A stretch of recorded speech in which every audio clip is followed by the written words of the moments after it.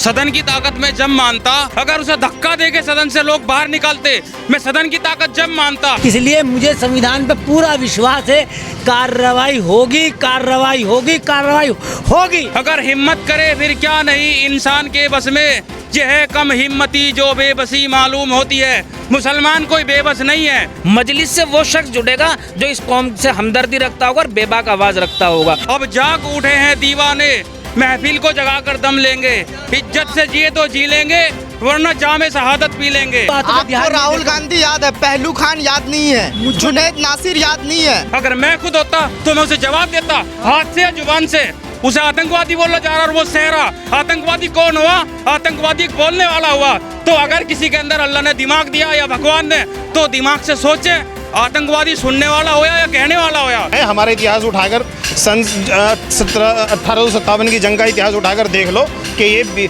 जितने भी ये संघ और आरएसएस कहते हैं, सारे अंग्रेजों के तलवे चाट रहे थे और जो मुसलमान थे वो जंगे लड़ रहे थे। ऐसे लोगों को अगर कोई मुसलमान की, चलो मैं मुसलमान ही कहूँगा, अगर कोई मुसलमान की बेइज्जती करे, सदन की ताकत में जब मानता, मैं एक आम आदमी हूँ, एक आम नागरिक हूँ, अगर उसे धक्का देके सदन से लोग बाहर निकालते, मैं सदन की ताकत जब मानता। कोई सदन की ताकत नहीं है, सबकी एक मिली जुली भकत थी।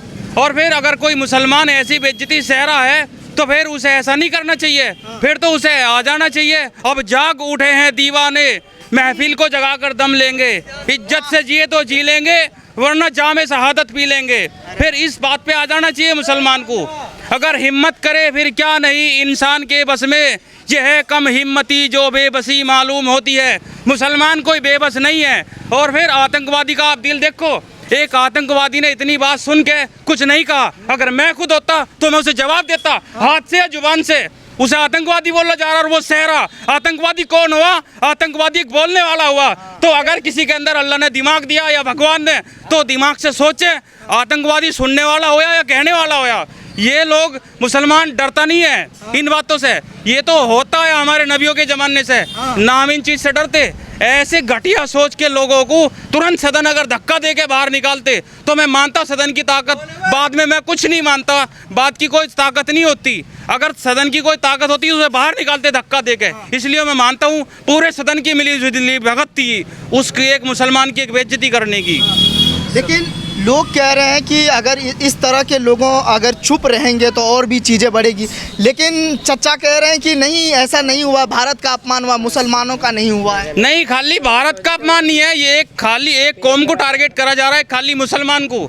मुसलमान तो ऐसा है, इक्वालिटी है मुसलमान, इसलिए मुसलमान को बोला जा रहा। ये समझ लें लोग, ये बोलने वाले नहीं है, ये सुनने वाले ताकतवर इंसान है। एक सुनने वाले की क्वालिटी बनाई हमारे एक अल्लाह ने, इसलिए बोला जा रहा है सब। ये गुस्सा है दानिश अली को जो बोला गया है। एक बात से मैं इनकी सहमत हूँ, जो इन्होंने कहा है कि सदन से बाहर निकालना चाह दिया था, उस बात से मैं बिल्कुल सहमत हूँ। क्योंकि अगर उसे बाहर निकाल दिया जाता या बीजेपी उसे निष्कासित कर देती, तो इसका जो मतलब ये आम जनता में, भारत में, विदेश में जो इसका वो जाता, क्या बोलते हैं उसको, क्या कहते हैं, नहीं संदेश, जो उनका इसका संदेश जाता, वो हमारे हिंदुस्तान की छवि को बड़ा अच्छा रख सकता। फिर से वही सवाल, मुसलमानों के साथ गलत बोला गया है, नहीं बोला, मानते हैं?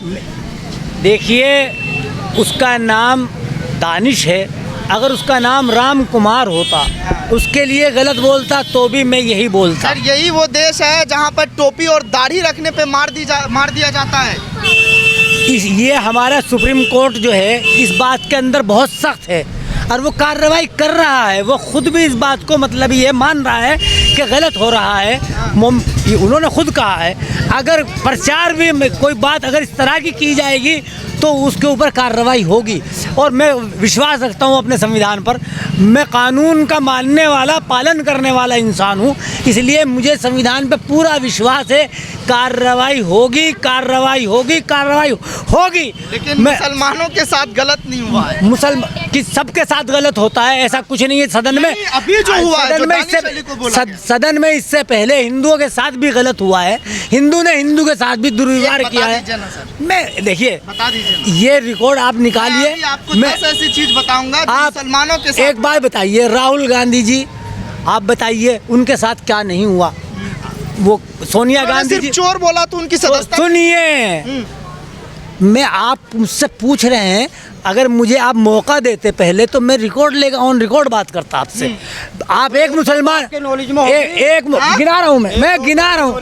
अगर बात सुनिए, मैंने गिना दिया एक सबसे बड़ी भारत की जो बराबर का मतलब ये इतना बड़ा नेता है, लेकिन मैं इन बातों पर ध्यान आपको नहीं राहुल देता हूं। गांधी याद है, पहलू खान याद नहीं है, जुनैद नासिर याद नहीं है, अखलाक याद नहीं है। देखिए, मैं सिर्फ और सिर्फ सदन पे बोल रहा हूँ, क्योंकि ये जो बयान विवादित है, ये एक मेरे दिल को बहुत तकलीफ है।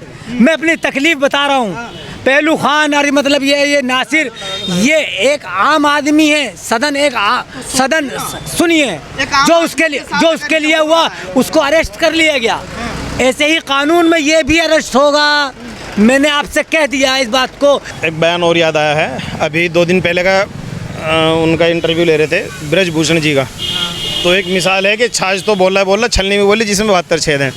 ब्रजभूषण जी ने अपना बयान में क्या कहा, उन्होंने रमेश बुदूड़ी को गलत बताने के बजाय बोला कि दानिश अली की गलती है, वो हर किसी को बीच में टोकते हैं। तो भाई अगर हर किसी को बीच में टोकते हैं तो मैं ब्रजभूषण जी से पूछना चाहूँगा, तो क्या आप उसका इस अभद्र भाषा में जवाब देंगे? अगर किसी ने संसद के अंदर किसी को खड़ा होकर बोल दिया, टोक दिया, गलत बोलने पर रोक दिया, तो आप उसका गाली दे के मुल्ला, कटवा, आतंकवादी, मतलब एक मुसलमान नाम होने की वजह से उसके ऊपर लेबल लगा देंगे? यह बीजेपी वालों की नज़रों में, हर किसी की नज़रों में मुसलमान बस एक आतंकवादी हो गया। और भाई हम क्या है, हमारा इतिहास उठाकर सन 1857 की जंग का इतिहास उठाकर देख लो कि ये जितने भी ये संघ और आरएसएस कहते हैं, ये सारे अंग्रेज़ों के तलवे चाट रहे थे, और जो मुसलमान थे वो जंगें लड़ रहे थे। आज भी इंडिया गेट के ऊपर जाकर खड़े होकर देख लो कि किसका नाम ज़्यादा, वहाँ पे शहीदों में किसकी गिनती ज़्यादा है और संघ वालों की कितनी गिनती है। 60-65 हज़ार मुसलमानों की गिनती है और संघ वालों की 2-4 के भी नाम नहीं आ सकते। ये लोग जो आज मुसलमानों को देशभक्ति का सर्टिफिकेट बांट रहे हैं और हमें जो आतंकवादी बता रहे हैं, हमें इनके सर्टिफिकेट की ज़रूरत नहीं है। और हमें पता है कि ये इन लोगों के पास 2024 के चुनाव के लिए कुछ है नहीं। ये लोग बस हिंदू मुसलमान करके मुद्दे को भटका के आपस में लोगों को, हिंदू मुसलमान को लड़ाकर जो है 2024 का चुनाव जीतना चाह रहे हैं। लेकिन अब लोग बेवकूफ़ रहे नहीं, ना वो कौम के नाम पे लड़ने वाले हैं। अब हर, चाहे वो नौजवान हो, वो चाहे कोई भी हो, हिंदू हो, मुस्लिम हो, जाट हो, वे कोई भी हो, सब जाग चुके हैं। अब ये हिंदू मुस्लिम वाला मामला चलने वाला है नहीं। अब ये बीजेपी के सारे पैंतरे फेल होंगे। ये खूब लड़ाने की कोशिश करेंगे। भी देख लो, नूह के अंदर जो है दंगा कराने की कोशिश करी, सारी षड्यंत्र बीजेपी का था। जब इन्हें पता था कि वहाँ पर हथियार लेके जाया जा रहा है और वहाँ पे इस तरह की पहले ही कि तुम्हारे जी जा रहे हैं, फला ना रहे, उमडिंग आ रहे हैं, तो पहले कार्रवाई क्यों नहीं की?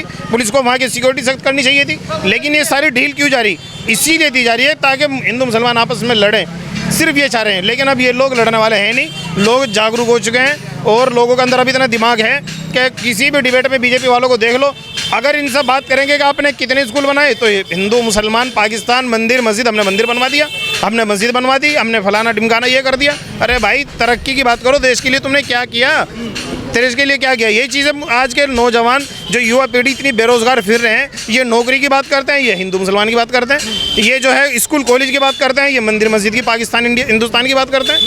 तो लोग बेवकूफ़ नहीं रहे अब। तो अपनी आवाज़ बनाने के लिए भेजा है। जिस तरीके से जब पार्लियामेंट के अंदर हमारे 2 सांसद हैं, इम्तियाज़ जलील साहब और बैरिस्टर साहब, जब वो आवाज़ उठाते हैं, किसी भी मुद्दे पर बोलते हैं, तो पूरी सदन खामोश हो जाती है। अल्हम्दुलिल्लाह। अगर आपको भी ऐसे ही बेबाक आवाज़ बनना है तो आपको मजलिस का साथ देना होगा, क्योंकि मजलिस डरने और दबने वाली पार्टी नहीं है। ना ये हमारी रगों में वो खून है कि हम डर जाएं या दब जाएं। मजलिस से वो शख्स जुड़ेगा जो इस कौम से हमदर्दी रखता होगा और बेबाक आवाज़ रखता होगा।